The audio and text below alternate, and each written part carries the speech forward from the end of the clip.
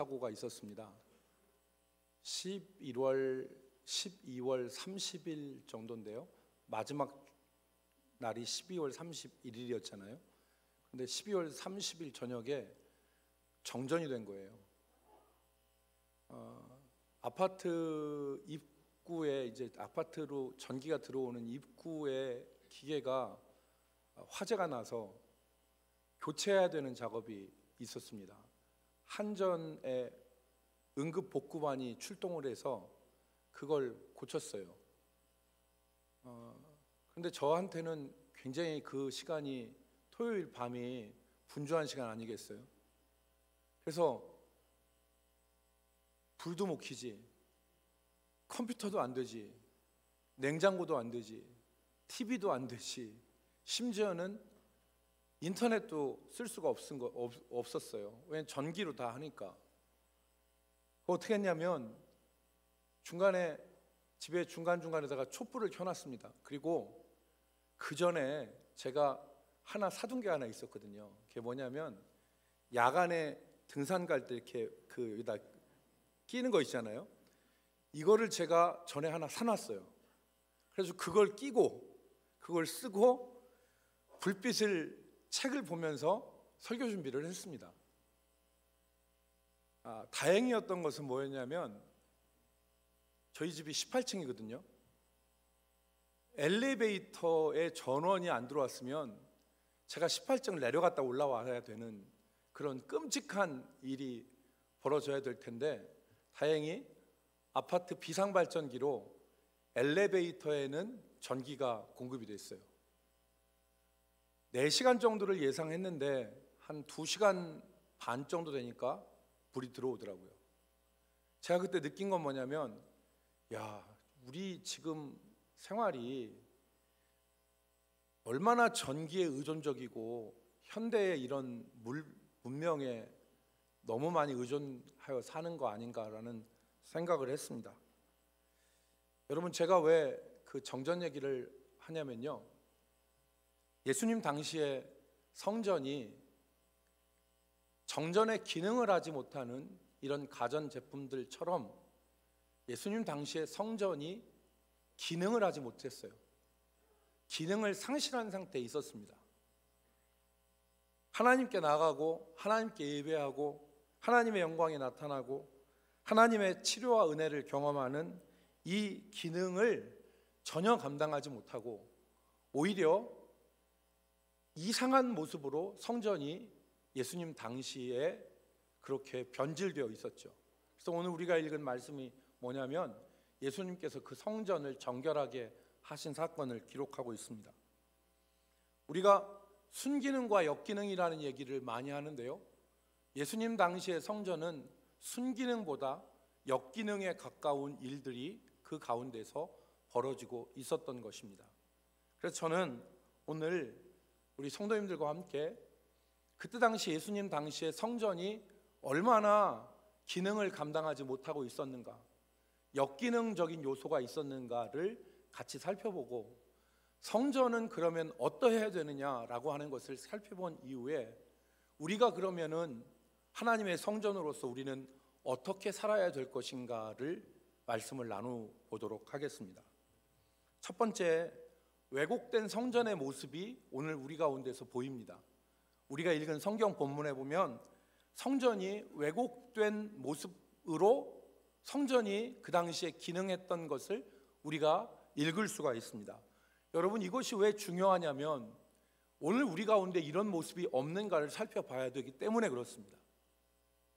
첫 번째로는 그 당시의 성전은 심각한 상업주의에 물들어 있었습니다.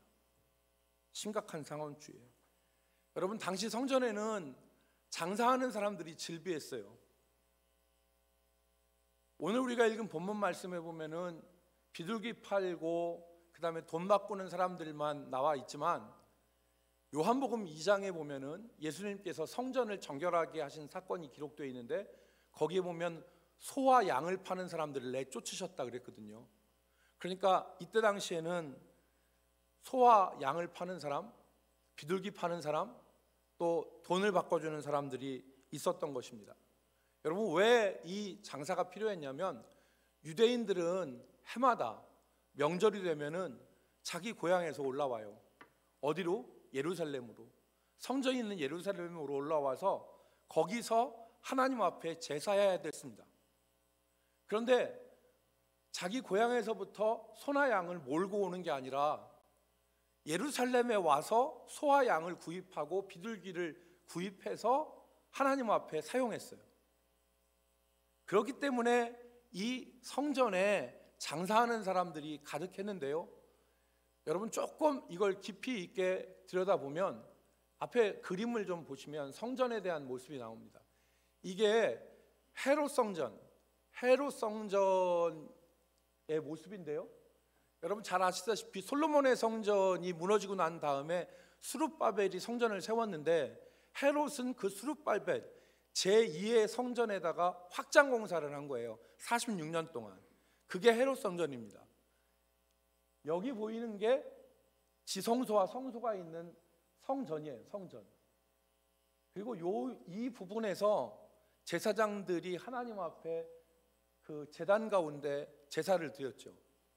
그리고 요 앞에 있는 부분이 여인들이 뜰이라고 하는 곳이에요. 여인들이 이 안으로는 들어갈 수 없었습니다. 여인들의 뜰이고, 여러분 여기가 이 담이 약 3규빗 정도 돼요. 1.5m 정도. 근데 이게 무슨 벽이냐면 이방인과 유대인들을 구분하는 경계벽이에요. 그래서 이 벽 바깥이 이방인의 뜰이고 이 안은 유대인들이 들어갈 수 있었는데, 예수님께서 에베소서에서 그는 우리의 화평이신지라 중간에 막힌 담을 허사 둘이 유대인과 이방인이 하나 되게 하셨다고 하는 막힌 담이 이 담입니다. 이 담. 그래서 이 담에 뭐라고 써 있냐면 여기 들어가는 자는, 여기 들어가는 이방인은 반드시 죽인다 하는 문구가 쓰여 있죠. 그래서 여기가 이방인의 뜰이에요. 다음 그림을 한번 보실래요? 자, 이게 평면도인데요. 평면도에 보면 1번과 2번이 지성소와 성소예요. 그리고 여기가 제사장의 뜰이에요. 그리고 여기가 이방인의 뜰입니다. 여인들의 뜰이에요. 그리고 아까 얘기한 이방인의 뜰에 경계석이 있고, 좀 더 그림을 멀리 보여줘 보세요. 지금 마카베오 성전산이라는 것은 원래 있었던 제2의 성전이고, 이 헤롯 성전산이라는 것은 헤롯이 확장한 부분이에요. 그래서 이 부분에 그 이방인들의 뜰에 소를 팔고 양을 팔고 비둘기를 팔고 돈 바꾸는 사람들이 즐비했던 거예요. 다음 그림을 보시면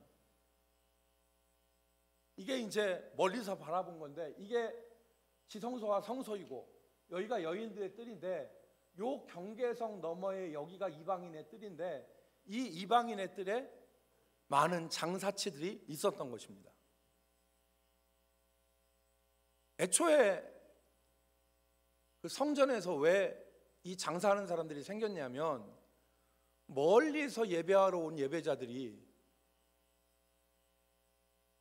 편의를 위해서 성전에서 소와 양과 비둘기를 준비한 것이죠. 그런데 시간이 흘러서 예수님 시대에는 성전 제사장들과 상인들이 결탁을 했습니다.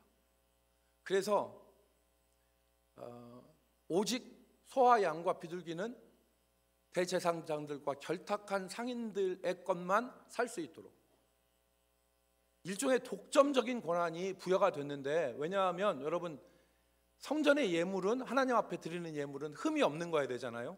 그런데 그 흠이 있고 없고를 분별하고 판별하는 거 누가 합니까? 제사장들이 하는 거예요. 그러니까 제사장들이 멀쩡한 것도 흠 있다고 빠꾸시키면 그걸로는 예배 못 드리는 거죠.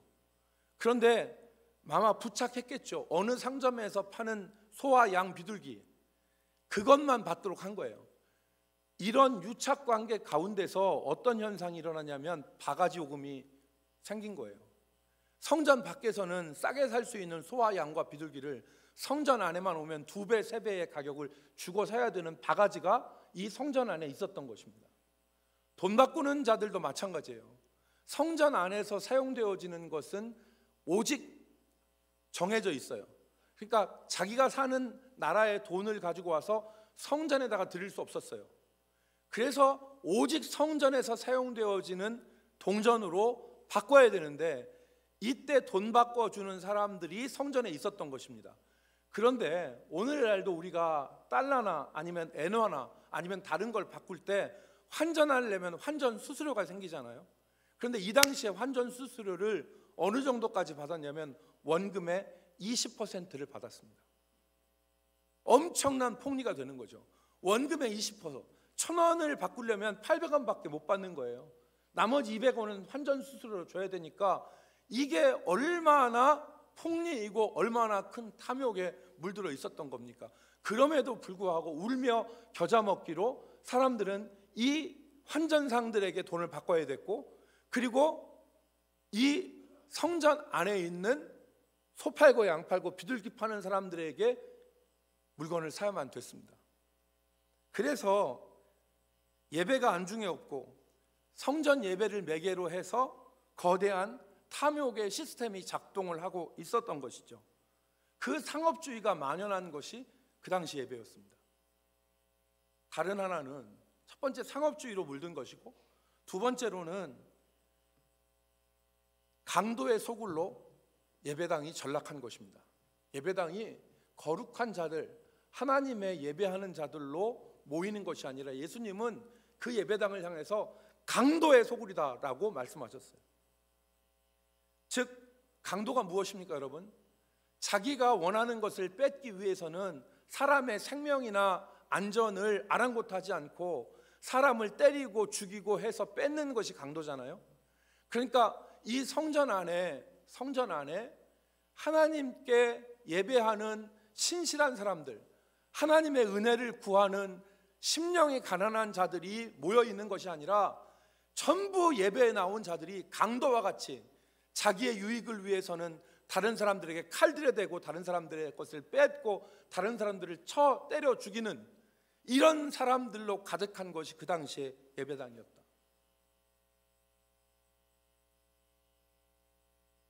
여러분, 이 강도의 소굴이라는 말은 예레미야 7장에 보면 나옵니다. 예레미야 7장. 구약 선지자 예레미야가 주전 587년에 예루살렘 성전이 무너지기 전에 하나님의 백성들에게, 이스라엘에게 하나님의 뜻을 전한 선지자 아닙니까? 그런데 이 예레미야가 그 당시에 여호와의 성전에 예배하면서도 온갖 악을 행하고 자기를 위하여 우상을 섬기는 이스라엘 백성들에게 한 말이 예레미야 7장 2절부터 11절에 나와 있습니다. 그 말씀을 봐야 됩니다. 예레미야 7장 2절부터 11절의 말씀을 봐야 됩니다. 그래야 예수님이 하신 말씀을 이해할 수 있습니다. 여러분, 예레미야 7장 2절 말씀을 보니까 너는 그랬습니다. 여기서는 예레미야입니다. 하나님이 예레미야에게 말씀하시는 겁니다. 너는 여호와의 집 문에 서서, 여호와의 집이 어디입니까? 성전입니다. 성전 문 앞에 서서 이 말을 선포하여 이르기를, 여호와께 예배하러 이 문으로 들어가는 유다 사람들아, 여호와의 말씀을 들으라. 하나님은 지금 예레미야를 성전 문 앞에 세워두시고 그 안에 들어가는 사람들에게 여호와의 말씀을 전하게 한 것입니다. 그 말씀이 무엇이었습니까? 여러분, 3절 말씀에 보니까 이렇습니다. 만군의 여호와 이스라엘 하나님께서 이와 같이 말씀하시되 너희 길과 행위를 바르게 하라. 너희 길과 행위를 바르게 하라. 그리하면 내가 너희로 이곳에서 살게 하리라. 예루살렘이 무너지고 성전이 파괴되어져서 굴비엮이듯이 줄줄이 포승줄로 묶여서 이방으로 끌려가는 것이 얼마 남지 않았습니다. 그 파멸의 앞에 하나님이 너희 길과 행위를 바르게 하라. 그리하면 여기서 살게 해주겠다. 이렇게 말씀하신 것이죠. 9절 말씀 보십시오. 9절 말씀에 보면 너희가 도둑질하며 살인하며 간음하며 거짓 맹세하며 바알에게 분향하며 너희가 알지 못하는 다른 신들을 따르면서 10절 내 이름으로 일컬음을 받는 이 집에 들어와서 내 앞에 서서 말하기를 우리가 구원을 얻었나이다 하느냐. 밖에서는 살인하고 도둑질하고 간음하고 온갖 악한 것 다 하면서 여기 들어와서는 우리가 구원을 받았다고 여기가 여호와의 전이라고 자부하면서 예배하는 그들을 향해서 너희는 성도가 아니다, 너희는 강도다, 여기는 성전이 아니라 강도의 소굴이다 라고 예레미야가 지금 말하고 있는 것입니다. 11절 내 이름으로 일컬음을 받는 이 집이 너희 눈에는 도둑의 소굴로 보이느냐. 예수님이 이 예레미야의 말을 따서 여기는 만민이 기도하는 집인데 너희가 강도의 소굴을 만들었도다 라고 얘기하는 것입니다. 보라, 내 이름으로 일컬음을 받는 이 집이 너희 눈에는 도둑의 소굴로 보이느냐. 보라, 나 곧 내가 그것을 보았노라. 하나님이 성전 안에서 강도의 소굴인 것을 보셨다는 말씀입니다. 여호와의 말씀이니라. 여러분, 상업주의에 물들고 강도의 소굴로 변화되어진 것이 그 당시의 성전이었습니다. 하나님께서는, 예수님께서는 이 성전에 철퇴를 가하시죠. 오늘 본문 말씀을 보니까 예수님이 이 매매하는 사람들, 파는 사람뿐만 아니라 사는 사람들을 다 내쫓으시고, 그리고 비둘기 파는 사람들의 의자, 돈 바꾸는 자의 상을 뒤집어 엎으셨어요. 여러분 아까 그림 보셨죠? 아까 그림 보셨는데 제가 아까 그림 한번 보여주실래요? 다시 한번. 다음 거 보십시오. 다음 거 보십시오. 여기 넓이가 어느 정도 되냐면 여인의 뜰이 가로 세로가 있는데 가로 세로가 각각 71m씩입니다. 한 번에 사람이 저 안에 6,000명이 들어갑니다. 그러면 이방인의 뜰이 얼마나 넓습니까? 여기에 장사치들이 쫙 있어야 되는데 예수님이 이 장사치들을 전부 다 내쫓으셨겠습니까? 저는 그렇다고 보지 않아요. 일부 몇 사람 내쫓았겠죠. 그런데 이 모습을 사람들은 성전 정결이라고 합니다. 왜 그러냐면 이것은 예수님이 단지 성전 안에 있는 장사하는 사람들에게 폭력을 가하신 것이 아니라 이것은 하나님께서 하나님의 집을 정결하게 하신 사건입니다. 왜냐하면 말라기 3장에 그 말씀이 나와요. 말라기 3장에 여호와의 사자가 여호와의 성전을 정결하게 한다. 마치 풀무불에 금을 정결케 하는 불과 같이, 표백하는 양잿물과 같이 하나님께서 주의 성전을 정결하게 하신다는 말씀이 말라기 3장에 예언되어 있습니다. 여러분 말라기 3장 1절 말씀을 보겠습니다. 말라기 3장 2절과 3절 말씀에 보면 마지막 때에 한 선지자가 올 것인데 그 언약의 사자가 주의 성전을 정결하게 할 것이라 그랬습니다. 그래서 말라기 3장 2절 말씀에 보면 그가 임하시는 날을 누가 능히 당하며 그가 나타나실 때에 누가 능히 서리오. 그가 금을 연단하는 자의 불과 표백하는 자의 잿물과 같을 것이라. 성전을 그렇게 정결하게 하신다는 것입니다. 3번 3절에 보면 그가 은을 연단하여 깨끗하게 하는 자 같이 앉아서 누구를 깨끗하게 해요? 레위 자손을 깨끗하게 해요. 이 레위 자손들이 누굽니까? 제사장 아닙니까? 제사장들이 탐욕으로 가득하고 돈을 밝히고 성전을 상업주의로 물들였는데 내가 은과 금을 정결하게 하는 자와 같이 레위 사람들을 정결하게 할 것이고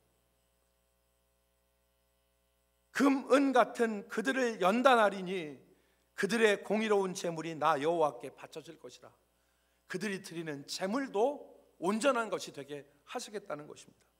그래서 말라기 3장 4절 말씀에 보면은 유다와 예루살렘의 봉헌물이 옛날과 고대와 같이 나 여호와께 기쁨이 될 것이라.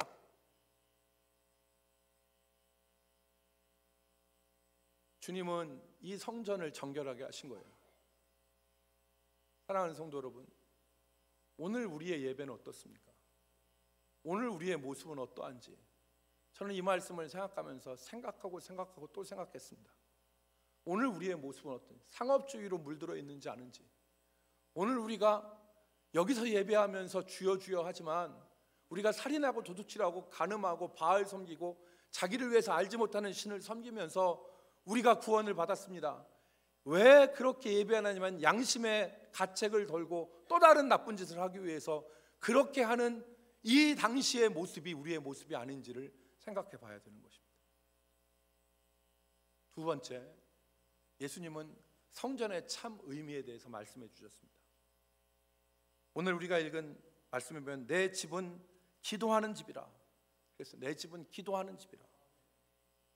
여러분, 이 내 집은 기도하는 집이라고 하는 이 말은 이사야 56장 7절의 말씀을 예수님이 가져오신 것입니다. 이사야 56장 7절의 말씀을 우리 다 같이 읽어보도록 하겠습니다. 이사야 56장 7절 말씀, 내가 같이 읽겠습니다. 시작. 내가 곧 그들을 나의 성산으로 인도하여 기도하는 내 집에서 그들을 기쁘게 할 것이며 그들의 번제와 희생을 나의 제단에서 기꺼이 받게 되리니 이는 내 집은 만민이 기도하는 집이라 일컬음이 될 것임이라. 내 집이 성전이 만민이 기도하는 집이 된다고 그랬어요. 그런데 그들이 누구입니까? 여기서 노란색으로 표시한 그들이 누구입니까? 그들이 기쁘게 나오고 그들의 번제와 희생을 내가 받는데 내 제단에서 기꺼이 받는 그들이 누구냐면 여러분, 이방인과 고자들입니다. 이방인과 고자들입니다. 이방인은 여호와의 성전에 들어올 수 없고 고자도 여호와의 성전에 들어올 수 없는데 하나님께서 그들을 받으시겠다는 거예요. 그래서 내 집은 만민이 모든 사람이 기도하는 집이 돼야 될 것이다, 이렇게 말씀하신 것입니다. 여러분, 율법에서는 이방인은 성전에 결코 들어오지 못해요. 장애인, 몸에 장애를 갖거나 불구자도 하나님의 성전에 들어오지 못합니다. 구약적 개념에서는 부정한 것이기 때문에. 그런데 이사야 56장에 이방인도 고자도 하나님의 성전에서 들어오게 하겠고 그들의 번제와 희생을 내가 받으리라. 여러분, 이사야 56장 3절 말씀에 보면 이들이 어떤 사람들이냐면 여호와께 연합한 자들입니다. 이사야 56장 3절, 여호와께 연합한 이방인은 말하기를, 여호와께 연합한 이방인들은 말하기를 뭐라고 하지 말라고 하셨냐면 여호와께서 나를 그의 백성 중에서 반드시 갈라내시리라 말하지 말며, 하나님이 나를 그의 백성에서 이방인이라고 떼어놔서 저쪽으로 보내시지 그렇게 말하지 마라. 하나님은 너희도 받는다. 그 다음 뭐라고 했습니까? 고자도 말하기를 나는 마른 나무라 하지 말라. 나는 생명이 없는 존재다, 나는 마른 나무다, 이렇게 말하지 말라는 것입니다. 왜? 하나님께서 그들을 받으시기 때문에. 그래서 성전은, 내 아버지의 집은 만민이 기도하는 집, 달리 말해서 만민이 하나님께 나갈 수 있는 집, 이것이 성전입니다. 모든 사람들의 연약함이 여호와 하나님과 연합함으로 말미암아 하나님께 나가지 못하는 장애를 극복하고 하나님 앞에 나갈 수 있는 곳, 그곳이 바로 여호와의 성전입니다.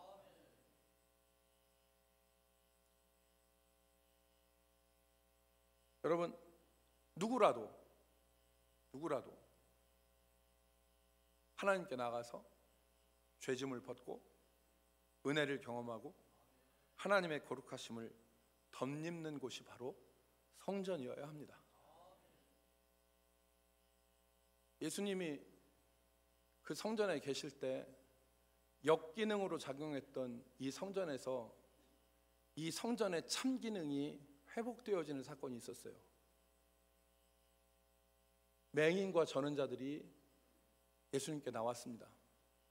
맹인과 전원자들이 예수님이 상 뒤집어 엎으시고 의자 뒤집어 엎으시고 매매하는 사람들 내쫓으실 때 맹인과 전원자들이 나올 때 예수님께서 그들을 고쳐주셨어요. 보지 못하는 자들을 고치시고 저는 자들을 고쳐주셨습니다. 이들은 어떤 사람이냐면 이 성전 문에서 구걸하던 사람들이에요. 성전 문에서 구걸하던 사람들이 이 광경을 보고 예수님께 나오니까 예수님이 그 저는 것과 보지 못하는 것을 고쳐주셨어요. 그들이 하나님께 나갈 수 있게 된 거죠.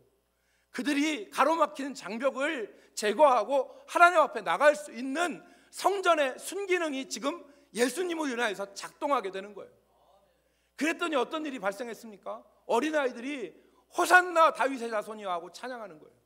성전에서 장애가 벗어지고 하나님 앞에 나갈 뿐만 아니라 하나님을 찬양하는 찬양이 성전에서 흘러나오는, 이게 성전의 참모습 아닙니까? 오늘 우리의 예배가, 우리의 삶이 이렇게 돼야 돼요. 하나님께 나아가는 길이 열리고 하나님을 찬양하는 모습이 우리 삶에서 있어야 되지 않습니까? 그런데 여기에 재 뿌리는 사람들이 있었어요. 누굽니까? 대제사장들과 백성의 장로들, 바리새인들입니다.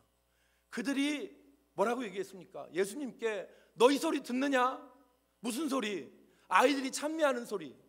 성경에 보니까 예수님이 하신 일과 아이들의 찬미 소리를 인하여서 예수님한테 시비를 건 거예요. 무슨 시비입니까? 내가 허락하지 않았는데 왜 고쳤고, 나를 찬양하는 것이 아니라 왜 엉뚱한 놈을 찬양하느냐. 이래서 대제사장과 서기관들 그리고 백성의 장로들이 예수님께 태클을 건 거 아닙니까? 내가 허락 안 했는데 왜 고쳤어? 내가 찬양 받아야 되는데 왜 다른 놈이 찬양을 받아? 이거 아닙니까? 오늘 맨 마지막 절에 뭐라고 했습니까?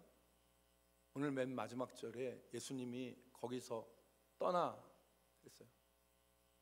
이 썩은 성전에 예수님이 더 이상 계실 수가 없었던 것입니다. 예수님은 거기를 떠나 베다니로 가셨죠. 주님이 계시지 않는 성전, 소망이 없습니다. 주님이 함께 하시지 않는 성전은 아무리 의리의리해도 의미가 없는 것입니다. 반면에 아무리 초라하고 초가집 같은 예배당이라 하더라도 그곳에 주님이 함께 하시면 거기는 천상의 예배당이 되는 것이죠. 사랑하는 성도 여러분, 오늘 온전한 성전의 모습은 어떤 것입니까?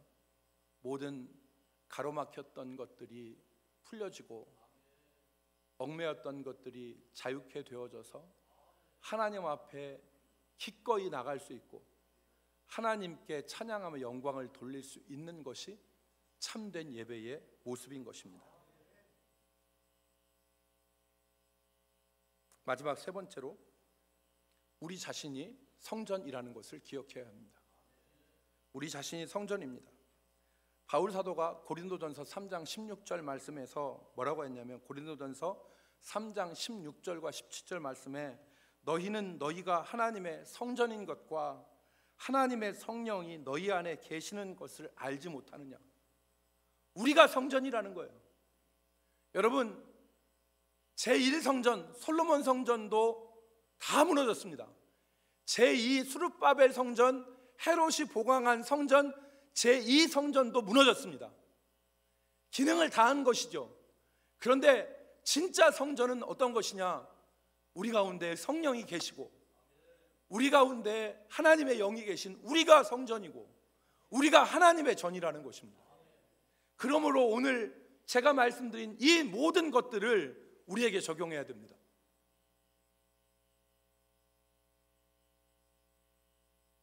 우리가 강도의 소굴로 살아가고 있지 않은지, 우리가 상업주의로 물들지 않았는지, 우리가 우리의 편의를 위해서 하나님 앞에 예배를 우리가 마음대로 드리지 않는지. 자, 17절 말씀을 보십시오. 16절 말씀을 다시 보시고 17절 말씀을 다시 보겠습니다. 너희는 너희가 하나님의 성전인 것과 하나님의 성령이 너희 안에 계시는 것을 알지 못하느냐. 17절 중요한 말씀입니다. 누구든지 하나님의 성전을 더럽히면 하나님이 그 사람을 멸하시리라. 하나님의 성전은 거룩하니 너희도 그러하니라. 여러분, 1성전, 2성전이 하나님의 거룩함을 훼손하고 역기능 상태에 있었기 때문에 하나님께서 그 성전을 멸하셨습니다. 더 이전에는 하나님의 성막이 있었던 실로가 완전히 망하지 않았습니까? 하나님의 거룩함을 감당하지 못한 성전은 존재 이유가 없는 것입니다. 그러므로 하나님의 영이 너희 안에 계시고 너희가 하나님의 성전인 것을 알지 못하느냐? 하나님의 성전이 그러하니 너희도 그러하니라. 여러분, 우리 자신이 하나님의 성전이라는 것을 기억하고 거룩하게 살아가기를 주의 이름으로 축복합니다. 오늘 우리의 삶이 우리가 하나님의 성령이 우리 가운데 계신 하나님의 성전이라는 것을 기억하고 우리가 거룩함을 유지해서 이 한 해도 우리가 하나님의 성전으로서 거룩하게 살아가는 역사가 있기를 주의 이름으로 축복합니다. 그렇게 살아야 됩니다. 그렇게 살아야 돼요. 또 하나 생각할 것은 오늘 우리의 예배는 어떻습니까? 오늘 우리의 예배가 상업주의적으로 물들어서 또 우리의 예배가 강도의 소굴로 전락되어 있지 않은지, 우리는 하나님께 나아가는 예배자입니까? 아니면 하나님께서 떠나시는 예배자입니까? 오늘 본문 말씀에 하나님께 나아가는 자들이 있었고 하나님이 떠나가시는 예배당이 있지 않습니까?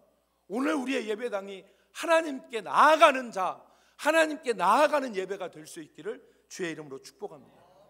여러분, 우리의 예배가 금을 연단하는 불과 표백하는 잿물이 필요한 더럽혀진 예배입니까? 아니면 하나님이 받으실 흠없는 성결한 예배입니까? 예수님 당시의 예배는 금을 연단하는 불과 표백하는 자의 잿물이 필요한 예배 아니었습니까? 하나님께서 정결케 하셨어요. 오늘 우리의 예배를 돌아봅시다. 오늘 우리의 예배는 어떤 예배입니까?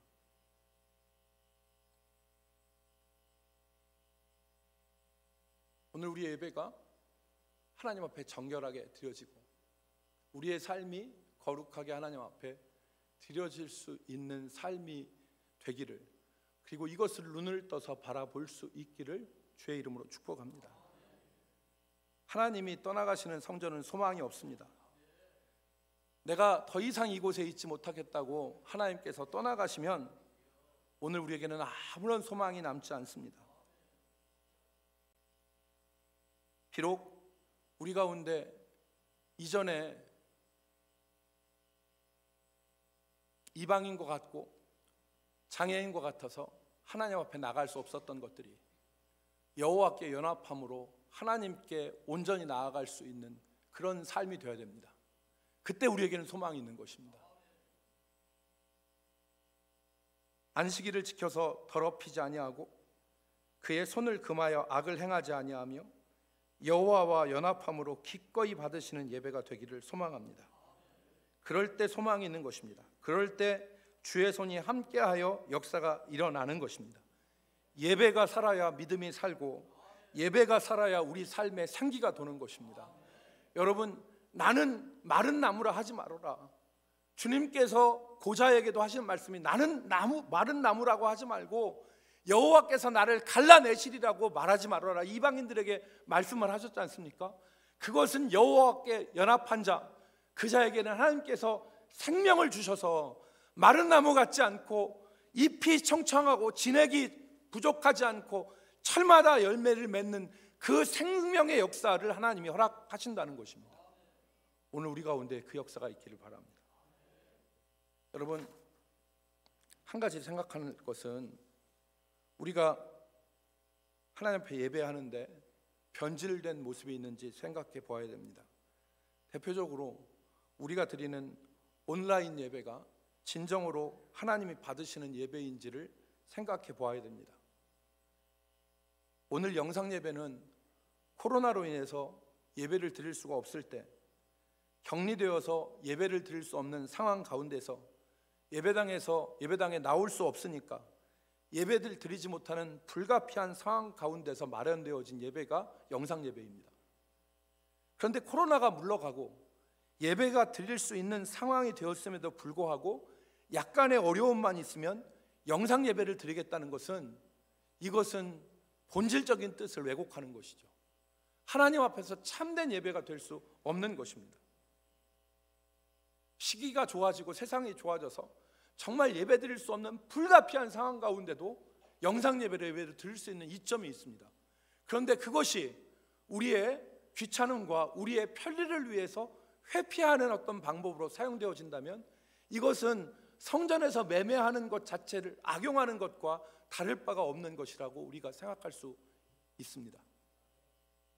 사랑하는 성도 여러분, 맹인과 전원자들이 고침을 받고 하나님께 나아갔던 것처럼 이방인과 고자들도 하나님이 받으셔서 이전에 여호와께 드리지 못했던 것들이 드려지는 것들처럼 오늘 우리가 언약의 사자로 말미암아 정결하게 되어서 우리 삶에서 하나님이 기뻐하시는 예배로 나아갈 수 있기를 주의 이름으로 축복합니다. 기도하겠습니다. 거룩하신 하나님,